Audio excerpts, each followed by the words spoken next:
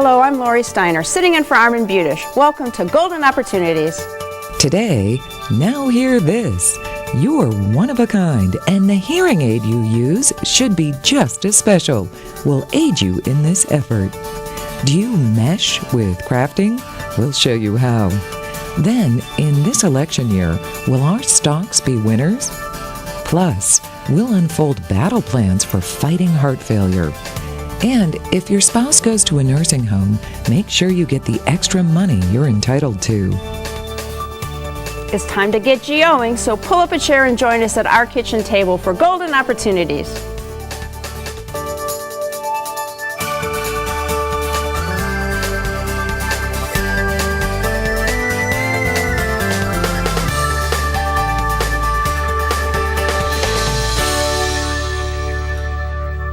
Listen up. Getting a hearing aid that works for you takes more than just taking a hearing test. Dr. Bert Brown is here to sound off on the best ways to make you hear what you've been missing. Dr. Brown is an ear, nose, and throat doctor and the owner of Physician Hearing Centers. So welcome to the show. Thank you for having me. So what's wrong with having a hearing test to figure out what's wrong with your hearing? Well, there's nothing wrong with that at all. In fact, a lot of people should get a hearing test and they don't think they need one. And part of that reason is when our hearing goes down, we just don't realize it. So what we do sometimes is avoid those situations where we need to use the hearing when we're not able to quite hear. So a lot of times it's a family member or a friend to say you're not hearing, and then it's time to get a hearing test.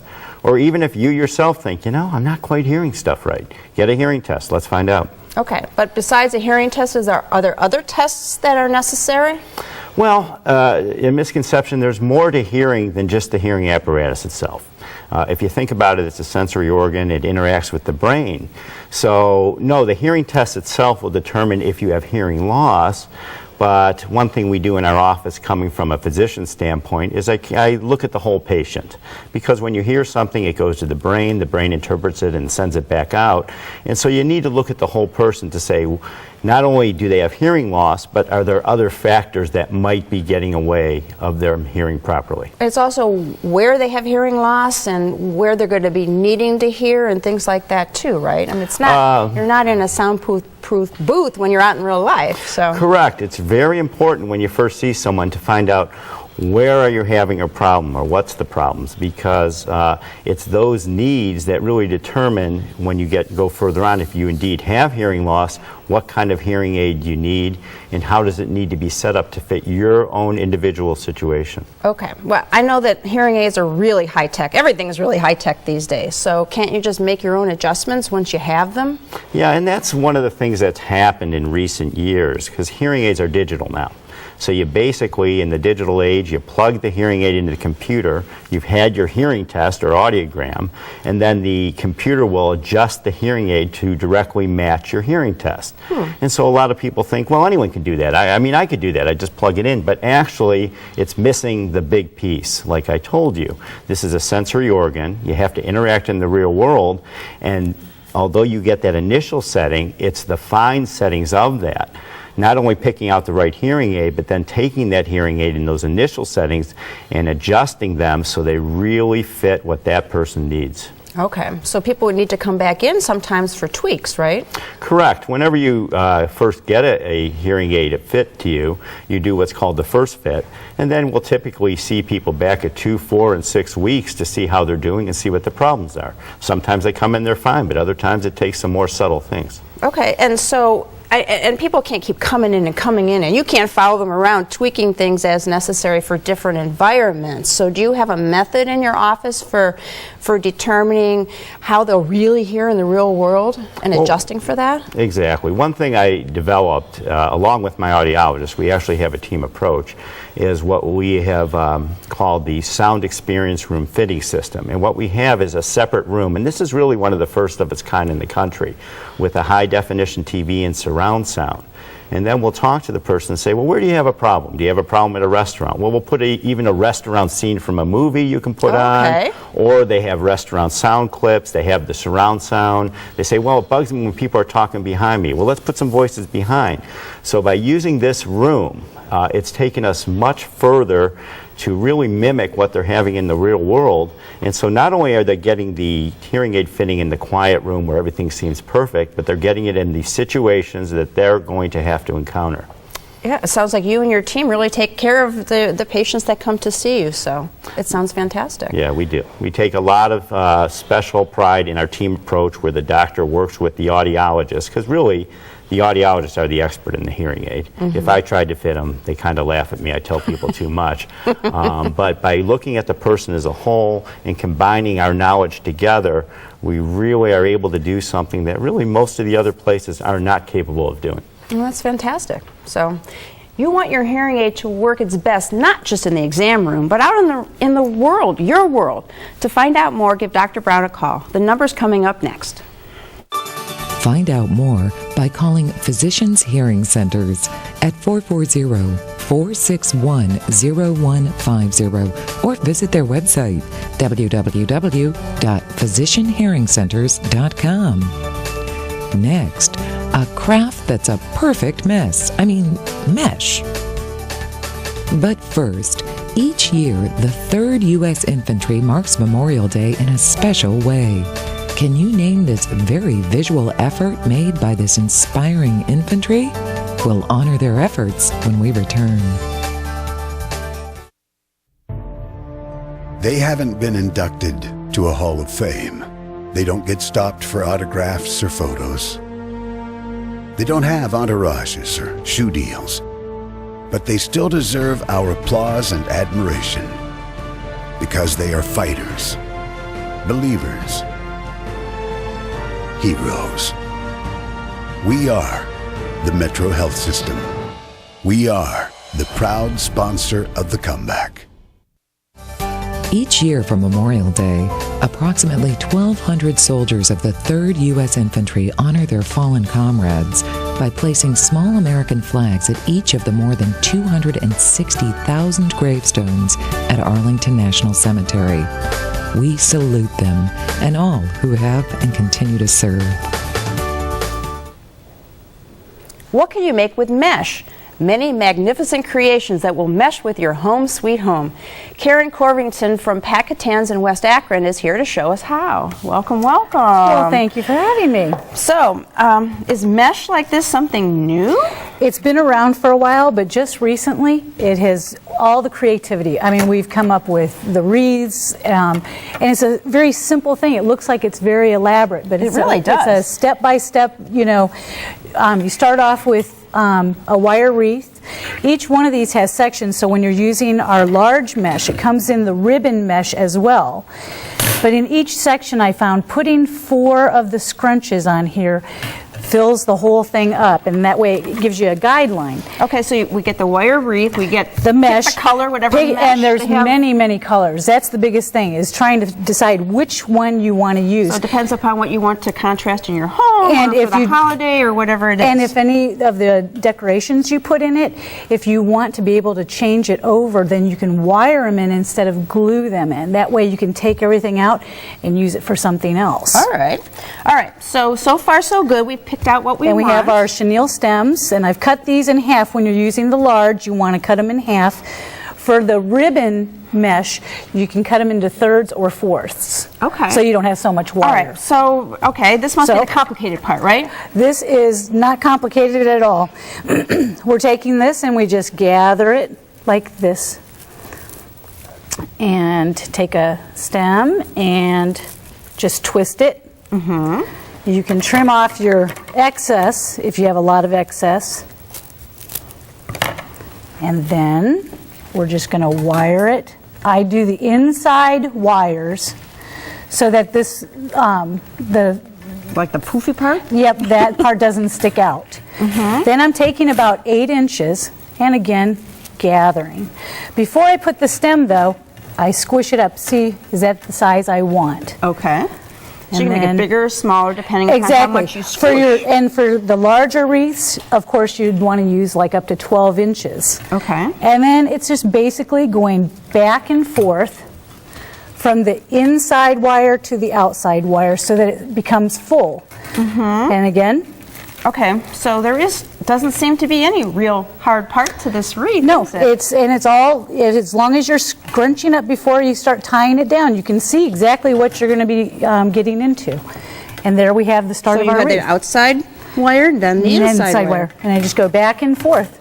And then you can just kind of move it any which way. It has a mind of its own. All right. Well, you brought all these examples. I see some with ribbon or flowers or beads on this one. With this one, we have the ribbon is actually tied into with the mesh so that it's not going anywhere. And then I just added a bow to it.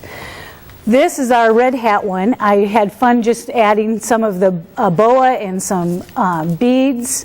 You can then add a big bow to it. I mean, this is just the base of a red hat wreath. This one, our floral designer has added some florals and some little ornaments. So, I mean, it's just endless on what you can do. Almost anything. You can make almost anything with it. You can make bows with our ribbon mesh. You can make bows using 2 tomato plants. You can make trees. Oh my goodness. A duck. Oh, there's our duck. One of our customers also made a Tweety bird. Oh my goodness! So it's endless. You can do everything. Anything. So, if our viewers, if you want to see if you mesh with mesh, call here for more information. Give Pat Catan's a call. They're in West Akron, and you can call the number that's next. My thanks to Karen Corvington for showing us how to make the most of mesh. To learn more, call Pat Catan's in West Akron at 330-836-5600 or click to www.patcatan.com. Next, a vote of confidence for the stock market? Looking for places to go, things to do? Welcome to our community calendar. Discover how the past was sewn into our history by way of quilts. During the first 3 weeks of June, the Oberlin Heritage Center will host a special guided tour featuring rarely seen quilts that date from 1830 to 1920. The quilts will be displayed throughout the historic Monroe and Jewett houses this month only. To stitch together more information, call 440-774-1700 or follow this internet thread, www.oberlinheritage.org. We know there are a variety of things that impact the stock market. But did you know that a presidential election year might be on your ballot? That's right. Campaigning can help cast votes on whether the stock market will be a winner or if it will lose in a landslide. Certified financial planner Jim Lineweaver is here to analyze these possible outcomes for us. Jim is with the Lineweaver Financial Group. Welcome, welcome here in this presidential election year. Yes, good year. So we're about 6 months into the whole campaign process. How has the market done so far? Well, actually, the first quarter was off to a great start. As a matter of fact, January was one of the best years in a very long time because the NASDAQ was up 8%, the S&P was up 3.4%, and the Dow was up 4.4%. That's the best showing for the Dow and the S&P since 1997. So it really has come a long way. But people can't get into overexuberance either because there may be some slowing down around the corner too. Okay, so it could be a winning year, but we have to be careful. So what normally does happen in an election year like this? Well, since 1926, what we've seen is on average, the market usually returns about 11%. Not all the time, because, averages create some highs and some lows, but traditionally speaking, a lot of the government, what they're going to do is they're going to put a stimulus in the prior year so that in the election year, positive attitudes, which should reinforce the election of the, the president that's in force, Okay. So what you're saying that even with some uncertainty, because there always is in the market, presidential campaign years seem to be good, up? They do, good outcomes? Yeah. Matter of fact, even going back to 1900, and we have a chart for your viewers, but what occurs is since 1900, there's actually only been, 6 down years since the, in any time of the elections. Unfortunately, 2008 wasn't one of the greatest years, but it is traditionally an up year for the market. Okay, yeah, so you're talking about 2008. It was a down year. That was an election year. So what happened? Could we see the same kind of thing happening this year? Well, this isn't as easy as like throwing darts at a dartboard. So what happens is you had back in 2008 a lot of macro things going on. You had the banking crisis, you had real estate issues, you had a lot of stuff going on. So that all kind of manifested itself and created like a perfect storm, if you would. So that was a little bit of an anomaly. Things have alleviated some from them. The TARP money came back in. A lot of things are getting on firm ground, but we've had some bad unemployment reports in the last month or so. So, you know, we're totally not out of the woods yet. I would expect more volatility and therefore caution going forward through the end of the year. So do we not really know what's going to happen until after the election? Is that the idea? Yeah, traditionally, you bring up a very good point because the majority of the gains in an election year are done after the election. So pay attention to what goes on in November, and then depending on how that shifts or if it stays, then you'll get some good signs as far as what should be happening in the end of the year, and it might be a good time to invest. Okay, so do you have any suggestions what we do here in the meantime while we're waiting? Yeah, what we've done actually is pull about 60% off the table. So we've seen a good run up in the market and we're being more cautious. We're putting them into income producing instruments that may be yielding the 4 or 5% range because we had a good run up for the first quarter, and then therefore nobody's really minding those type of returns, and then that October-November time frame is when we're going to readdress everything and possibly hopefully get some good fourth quarter results. Does it matter who wins? Yes, it does. I don't know if we want to talk politics on the show, but it will matter. Okay. All right. Well, as always, it's good information. So until the polls close in November, we won't know for sure if the market benefited or backpedaled as a result of the elections. And while history has one vote for an uptick in the market, be sure to consider the other contenders in your financial plan before calling the race. For help, give Jim a call. His number is next.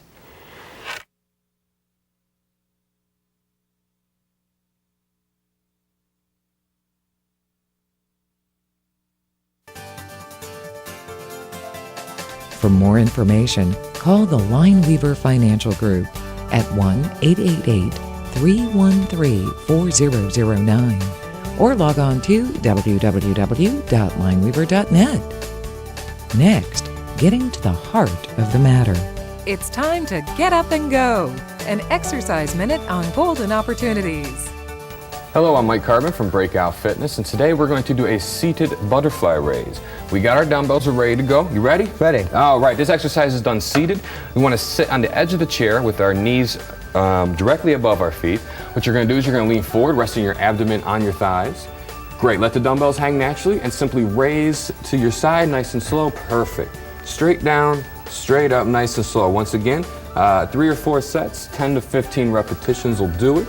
16-ounce cans do work as a 1-pound weight if you do not have dumbbells at home. And that's about it. Feel good? Oh yeah, I got it now. Great, there you go. All right, everybody, now it's your turn to get up and go.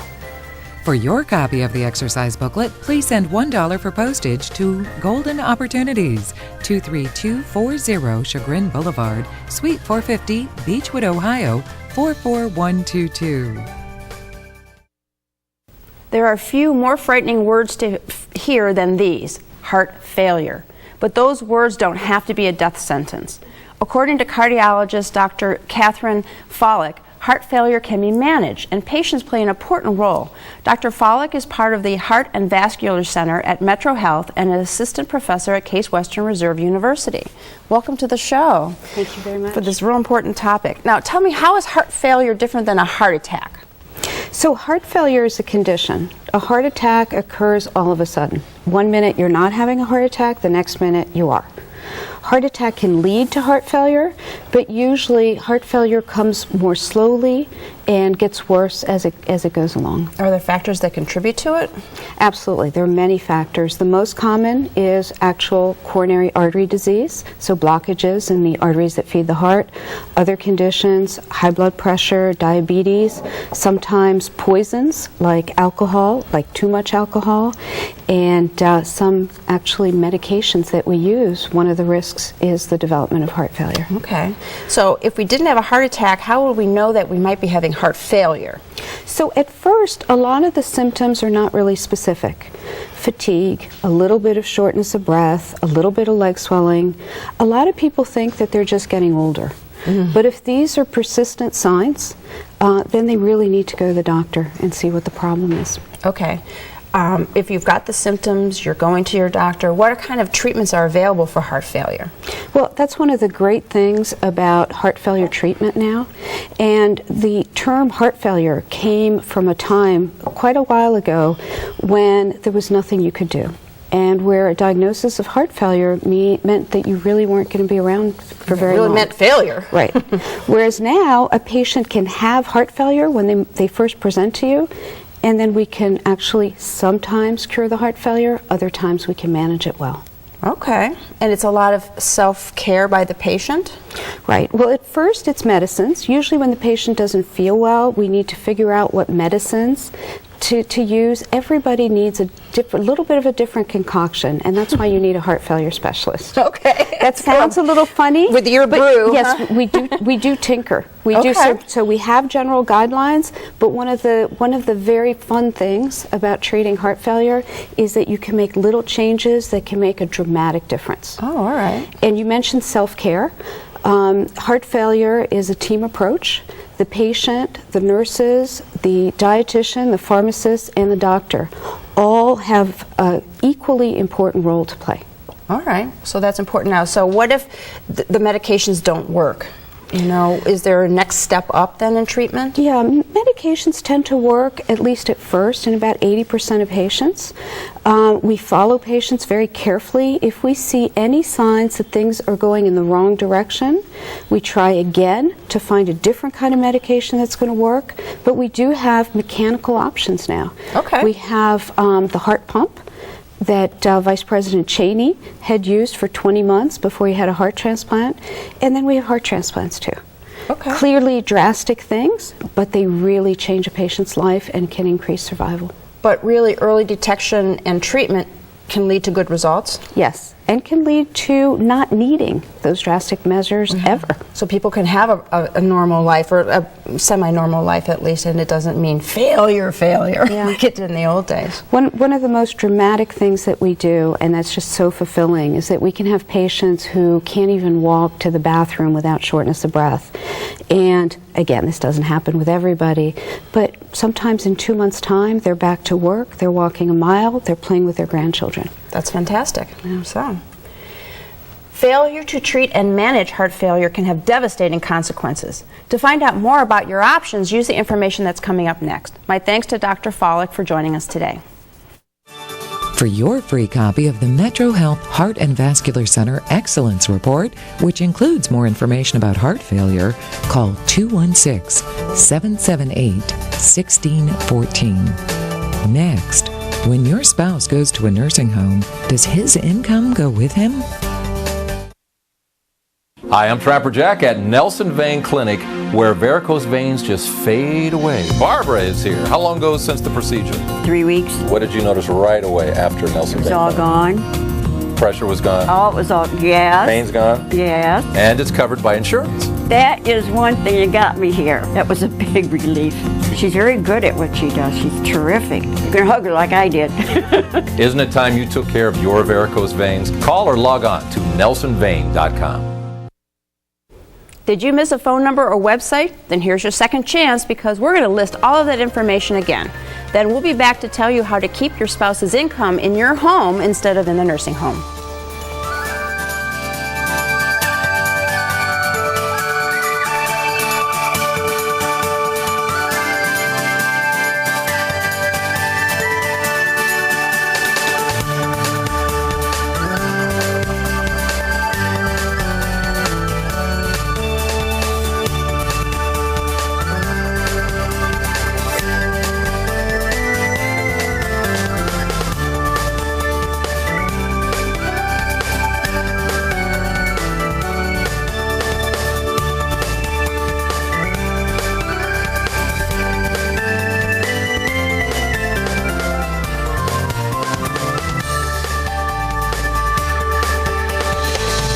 If your spouse must enter a nursing home, the cost can be out of sight, often $8,000 per month or more. Before you can qualify for Medicaid, you'll have to spend down much of your assets. And for many folks, the worst news is that whatever monthly income your spouse receives must also go to help pay for the nursing home, which could leave you trying to live at home with little or no cash. but there's a little-known program under Medicaid that can be a lifesaver and help you make ends meet. Here to explain is my law partner, Mike Solomon. Hi, Lori. Hi, Mike. So tell us about this income problem. Well, it's even worse when the husband goes to the nursing home, because in this generation, the husband tended to make more money, therefore had a higher pension and a higher Social Security than the wife who might have stayed at home. So if the husband goes to the nursing home and all his income now has to go to the nursing home, leaves very little income left for the spouse at home. Yeah, can you tell us with some numbers how that works? Yeah, let me give you an example. Let's say the husband gets a pension benefit and Social Security combined at $2,000 a month, and the wife is getting around $500 a month. $2,500 a month, they're able to live okay on that. The husband goes to the nursing home, and now his $2,000 goes to the nursing home. The wife only has $500 a month left, and that's going to be very hard to pay for the home expenses and any other expenses on $500 a month. Big problem. Yes. What's the solution? Well, there's a little-known program that allows you to redirect that income from the husband in the nursing home to the wife not in the nursing home, so that she can have more money to live on. How much is the minimum? Okay, now the good news is the amount has gone up. On July 1, this amount goes up to $1,891 a month that she's allowed to keep in income. So let me give you an example, that one I used before. Let's say the husband has $2,000 a month, wife has $500 a month. She's entitled to $1,891 a month. Okay, so the difference between the $500 she's getting and the $1,891, $1,391, she gets to keep that redirected from the husband's account, and also that monthly amount goes up, depending on her expenses, to over $2,400 a month. Oh, that's good. Does Medicaid take care of making that calculation? Well, it does. That's the good news. It should handle that, but sometimes they mess it up and they forget about it, and no one knows about it, and the wife, in my example, suffers tremendously for that. Matter of fact, we've seen some cases where they didn't realize it, and the wife actually lost her home because she didn't know she was entitled to that extra money. So very important, but you got to know the rules. That's right. All right. If your spouse must enter a nursing home, don't lose out on income you're entitled to receive under the law. If you have any questions, give Mike a call. His number is next. Call Budish, Solomon, Steiner, and Peck at 1-888-236-5173 for more information, or to schedule a speaker for your organization. Or log on to www.budishandsolomon.com. Thanks for joining us. Next week, minor emergencies can mean a major wait in the ER. We'll direct you to the express line. Crazy about cars? We'll go back to the drawing board and see how designers say they ought to be made. Then we'll brush up on ways to keep your teeth intact. Plus, we'll sign up for programs that prolong your productivity. So until next week, please remember to make the most of your golden opportunities. Would you like to join our kitchen conversation? All you have to do is call toll-free 1-877-765-1543 and leave us your question, name, and phone number.